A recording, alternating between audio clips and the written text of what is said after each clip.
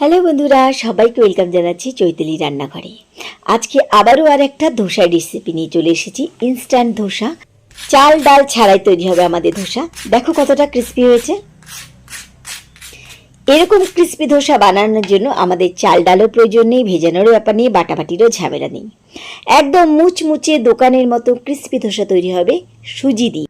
আর কতটা মুচমুচে হয়েছে দেখো।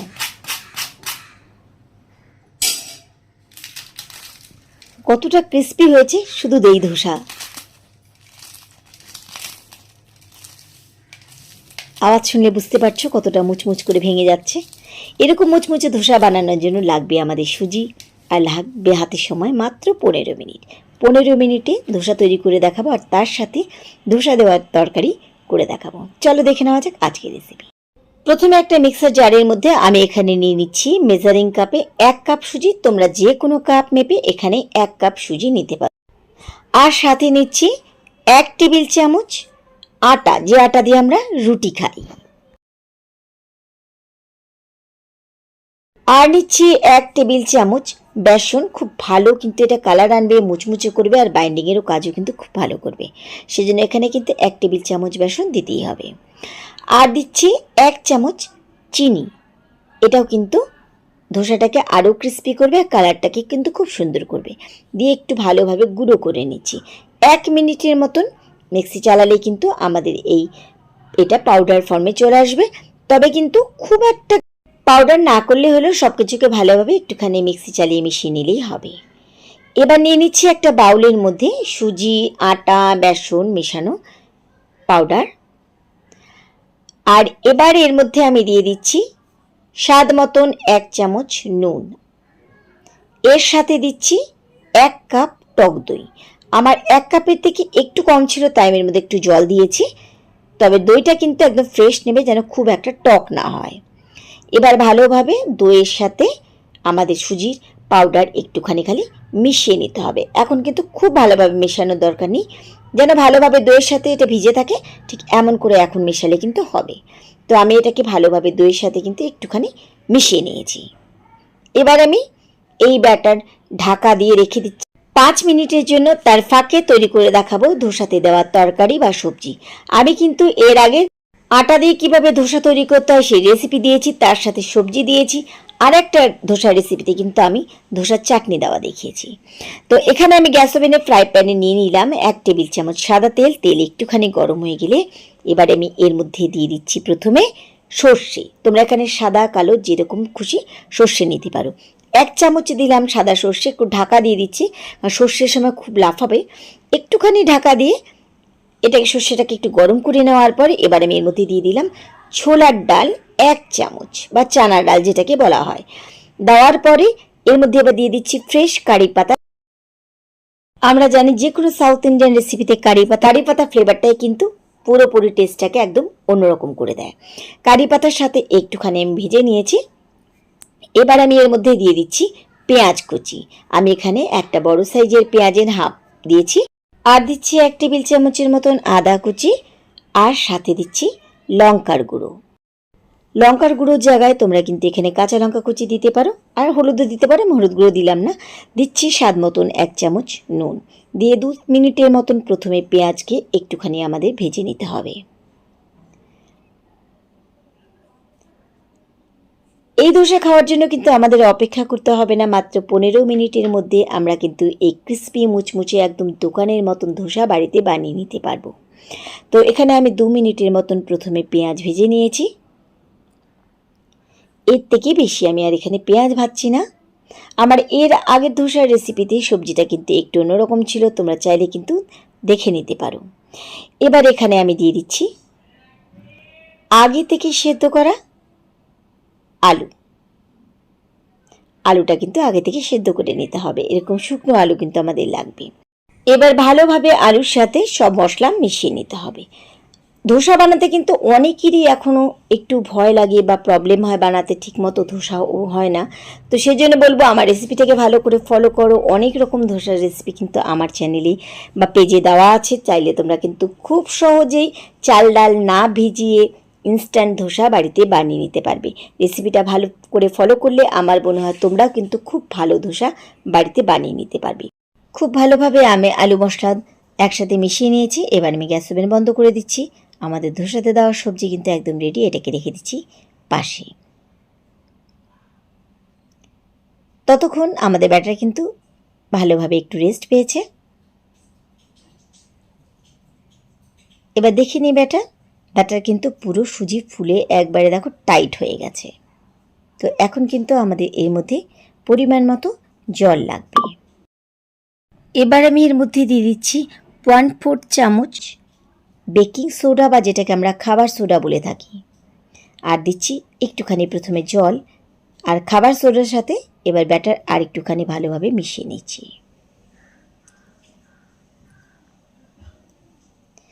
এখন কিন্তু আমাদের মেশাতে হবে খুব ভালোভাবে। প্রথমে কিন্তু আমরা মোটামুটি একটু মিশিয়ে রেখেছিলাম, ভিজিয়ে রেখেছিলাম। এখন কিন্তু আমাদের খুব ভালোভাবে মেশাতে হবে বেকিং সোডার সাথে। আচ্ছা, এখন আমাদের জলের প্রয়োজন হবে, তাই আমি কিন্তু এখানে আরও 1/2 কাপের মতন জল দিয়ে দিচ্ছি। আটার ধোসা কিভাবে বানাতে হয় আর এটা হচ্ছে সুজির ধোসা, দুটো কিন্তু জল মেশানোটা একটু আলাদা আছে। তোমরা কিন্তু ভালোভাবে ফলো করে নিও, তাহলে তোমাদের কিন্তু ধোসা বানাতে আর কোনো প্রবলেম হবে না। আমি খুব ভালোভাবে কিন্তু এখানে ব্যাটার গুলে নিয়েছি, আর এরকম কনসিস্টেন্সি লাগবে আমাদের আজকে ধোসা ব্যাটারের জন্য। আর এরকম ডাবু হাতা দিয়ে যখনই ধোসা বানাবে তখন কিন্তু ডাবু হাতা নেড়ে চেড়ে দিতে হবে। এবার আমি ধোসা বানানোর জন্য একটা এখানে ফ্রাই প্যান বসিয়ে নিয়েছি, আর এর মধ্যে নিয়ে নিচ্ছি 1/2 চামচ সাদা তেল। তেল প্রথমে প্যানের সব জায়গাতে একটুখানি ছড়িয়ে দিচ্ছি। প্রথমে কিন্তু তাওয়া আমাদেরকে একটু ভালোভাবেই গরম করে নিতে হবে। তাওয়ার সব জায়গাতে আমি এখানে তেল ছড়িয়ে দিয়েছি। এবার এর মধ্যে দিয়ে দিচ্ছি জল দিয়ে তাওয়াটাকে কিন্তু আবার একটুখানি ঠান্ডা করতে হবে। এতে তাওয়ার ওপরের অংশ কিন্তু ঠান্ডা হবে, নিচে কিন্তু গরমই থাকবে। ঠিক এমন করে কিন্তু আমাদের করতে হবে। একটা ন্যাপকিন দিয়ে ভালোভাবে তেল আর জল একটুখানি মুছে নিচ্ছি। এবার ব্যাটার নিয়ে ঠিক মাঝখানে এভাবে দিয়ে খুব আলতোভাবে এভাবে ছড়াতে হবে, যতটা তুমি তোমার প্যানে ধরে বা তাওয়াতে ধরে যতটা ছড়াতে পারো। ছড়িয়ে দেওয়ার 2 মিনিটের মধ্যে কিন্তু খুব ভালোভাবে ওপরের সারফেস শুকোতে থাকবে। আস্তে আস্তে কিন্তু দেখো শুকিয়ে গেছে। এবার ওপরে আমি একটুখানি তেল দিয়ে দিচ্ছি। তোমরা এখানে তেলের জায়গায় চাইলে পরে ঘি বা বাটারও দিতে পারো। ওপরে তেল দেওয়াতে কিন্তু এটা আরও ক্রিস্পি হবে। এবার তেল একটুখানি ব্রাশ দিয়ে সব জায়গাতেই ধোসার গায়ে লাগিয়ে দিচ্ছি। এতে ধোসাটা সব জায়গা থেকে কিন্তু প্রচণ্ড মুচমুচে হবে। তেল লাগিয়ে দেওয়ার পরে ফ্লেম কিন্তু এখন মিডিয়াম করে দিতে হবে। আস্তে আস্তে দেখো তলা সেঁকা হচ্ছে, লাল হয়ে আসছে, মানে খুব ভালোভাবে ধোসা কিন্তু আমাদের সেঁকা হচ্ছে। ধোসা যত ভালো সেঁকা হবে ধোসা কিন্তু এমনিতেই উঠে আসবে, দেখেই বুঝতে পারছো। আস্তে আস্তে কিন্তু ধোসা দেখো তাওয়া ছেড়ে দিচ্ছে। আর ভালো ধোসার ব্যাটার তৈরি হলে তাওয়া কিন্তু ধোসা এমনি ছেড়ে দেবে। 2 মিনিটের মতন আরও একটু সেঁকে নিয়েছি। চারিদিকে যখন একটু ক্রিস্পি ভাব চলে আসবে তখন কিন্তু এটাকে মোড়াতে হবে। আচ্ছা, আমি এখানে যে চাকলাটা বানালাম, তোমরা চাইলেই চাকলার মধ্যে এখনই সবজি দিতে পারো, বা চাকলাটা বানিয়ে সবজিটা পাশে রেখে খেতে পারো, এটা কিন্তু একই ব্যাপার। কিন্তু আমার কিছু ভিউয়ার্সদের কমেন্ট পড়েছি আমি, যারা লিখেছে এই চাকলার মধ্যে সবজি দিলে নাকি ধোসাটা কমপ্লিট হয়। জানি না, ঠিক আছে, কোনো ব্যাপার না, তাদের নিজস্ব মতামত। তো সবজি দিয়ে ধোসা খাও আর চাকলার মধ্যে দিয়ে খাও, ব্যাপারটা কিন্তু একই। তো আমার একটা ধোসা তৈরি হয়ে গেছে, ঠিক একইভাবে আমি আরেকটা ধোসা বানিয়ে নিচ্ছি, দেখাচ্ছি দেখো।